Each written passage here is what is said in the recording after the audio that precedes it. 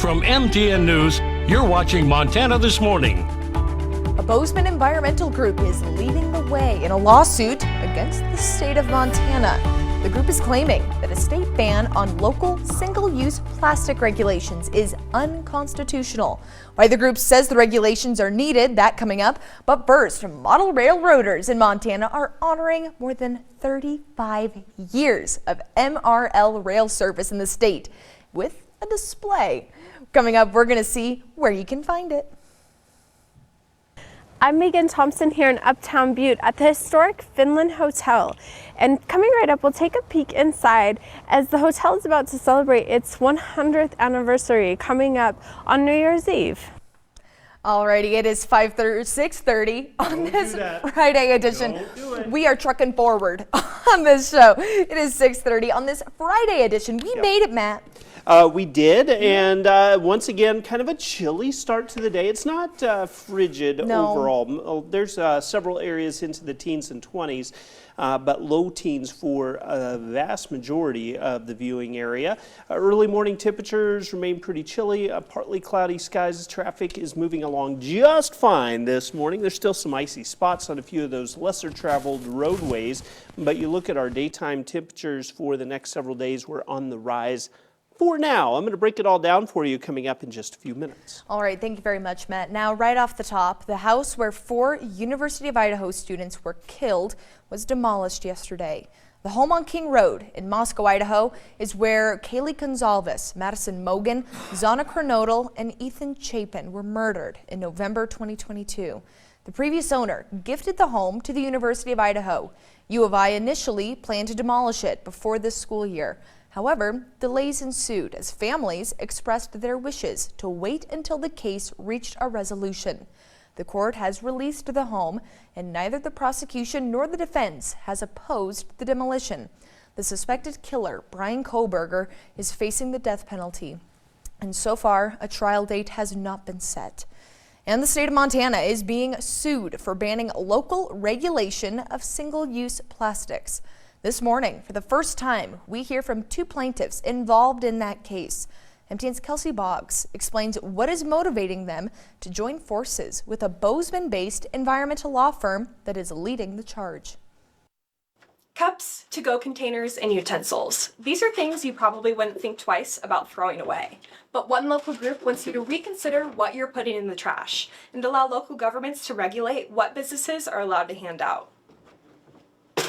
Plastics are directly harming people's health. That simple thought is why Katie Harrison joined in a lawsuit against the state in late November. Unfortunately, it is at the point where we literally have to take matters into our own hands to stop this. Challenging House Bill 407, a law passed in 2021 that bans citizens and local governments from regulating single-use plastics. This bill is simply saying that certain prohibitions on the products we all use should be done on a statewide basis so that consumers and businesses have one standard that covers the entire state. Harrison, who runs the local nonprofit Sustaina Billings, is joined in the suit by outgoing city councilman Danny Chiricki. That's in direct contradiction to the Montana State Constitution, where it very explicitly says we have the right to home rule. Back in September of 2022, we brought you a story with Harrison on her efforts to make Montana more green. It's disgusting that I'm picking this up. This January, MTN followed up with Harrison on her efforts to eliminate single-use plastics in the Magic City. 407 is considered the ban on bans. We have real problems we are facing, and the Montana State Legislature has gotten in the way of dealing with them. In 2017, a survey of 72 sites in the Gallatin River watershed was conducted to determine the presence of microplastics. 57% of sites were found to be contaminated. In 2019, 50 fishing access sites across the state were surveyed. 33 of those sites were contaminated. And last year, 12 locations in Flathead Lake were surveyed. All 12 locations were found to be contaminated. That will be consumed by fish. The complaint asked Lewis and Clark County District Court to strike down HB 407 bond. 150 people are not going to be experts on everything. They need to listen to the experts. They're finding microplastics everywhere. And this is a real issue. So if you care about Montana, you should care about this issue. In Billings, Kelsey Boggs, MTN News. And over the past 36 years, Montana Rail Link shipped millions of tons of freight across the Treasure State. And MTN's Eric Jocham shows how this Saturday, a group of hobbyists will be celebrating that history with a special MRL trains on an impressive model track.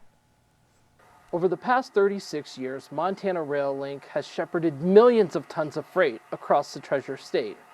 This Saturday, a group of dedicated hobbyists will celebrate by running special trains on this impressive track.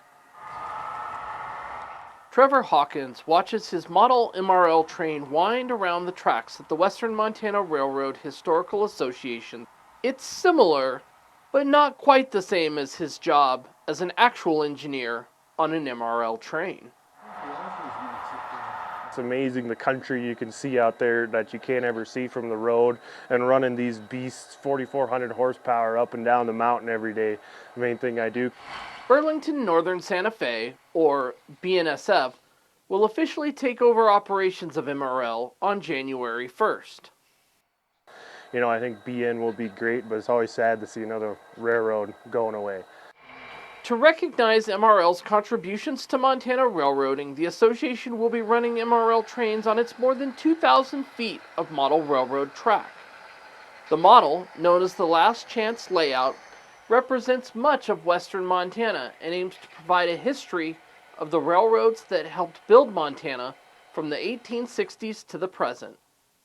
And what we're trying to do not only is represent history, but teach people how the railroads work. Dan Stinson is an operator of model trains and has closely followed Montana railroad history. During our conversation, he explained how MRL helped bring more freight back to Montana track. When MRL took over, they had teams of guys went out and talked to places that weren't shipping by rail anymore, and to work with them to find out what the problems were and how they could make that better. The models run freight that you would actually see MRL trains pull across the state, from coal to airplane fuselages. The trains cross trestles, travel through tunnels, and overpasses built to represent those along the lines that run throughout western Montana.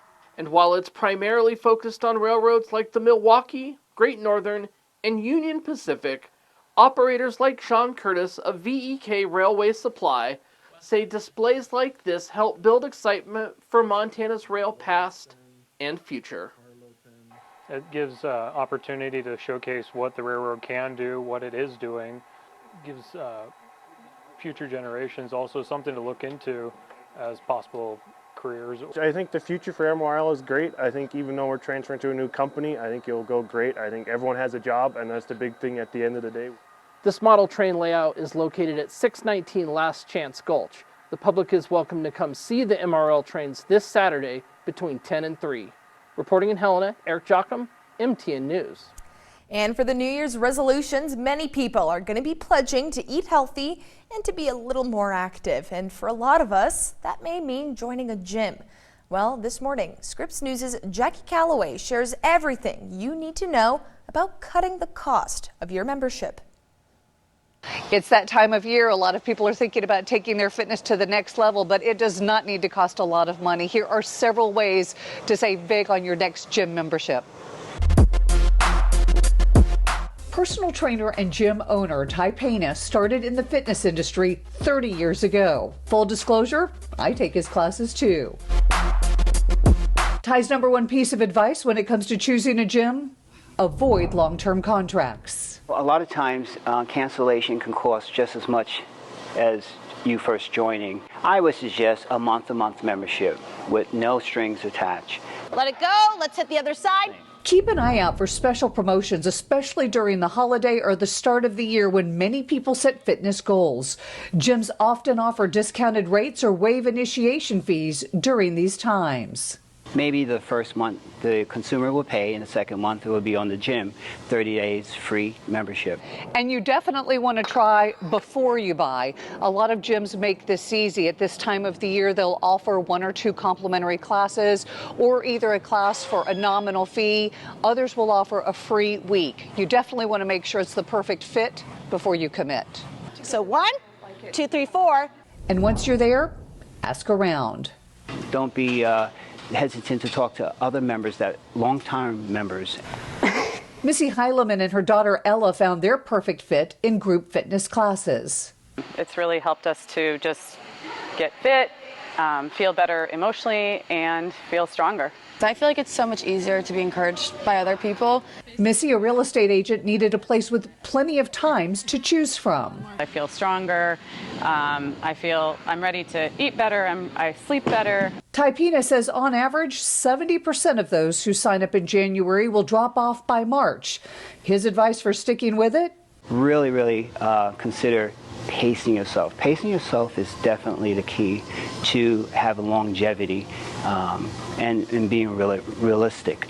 Hold on to that elbow, gently pull it down. And he recommends aiming for 3 days a week to start to avoid burnout. Jackie Calloway, Scripps News. Closer to home, one of the most iconic buildings in Uptown Butte is getting ready to celebrate its centennial with a big birthday bash on New Year's Eve. MTN's Megan Thompson is at the Hotel Finland ahead of the celebration to tell us more. Well, it's one of the most recognizable buildings in the Uptown Butte skyline. And while it may not be the oldest building in the mining city, it's coming up on its 100th year anniversary in 2024. And the current owners of the building are throwing a huge birthday bash on New Year's Eve to celebrate. This is the big one. This is a real big deal for all of us, and really 100 years is long enough to be meaningful. Hotel Finland was built in 1924 and has been patronized by presidents and celebrities. But for J.J. Adams, he's really proud that the building is known as a cultural center for the citizens of Butte. It's such a community center of commerce and activity. People have their big life events here. They get married here. They celebrate big anniversaries here. With its 2 ballrooms, the Finland has been host to major community events, like the signing of the 2020 consent decree that lays out a plan for the continued cleanup of mining-related contamination. It's also the base camp for musicians participating in the Montana Folk Festival. There's more good things to come. So New Year's Eve will be great, and we've got a lot of other events and activities planned for this year. In Butte, Megan Thompson, MTN News. Thank you very much, Megan. Now we're going to take a short break here in Montana this morning, but when we come back, we just touched on how to save at the gym. But what about saving on New Year's Eve? Well, we have some tips if you're planning on hosting a party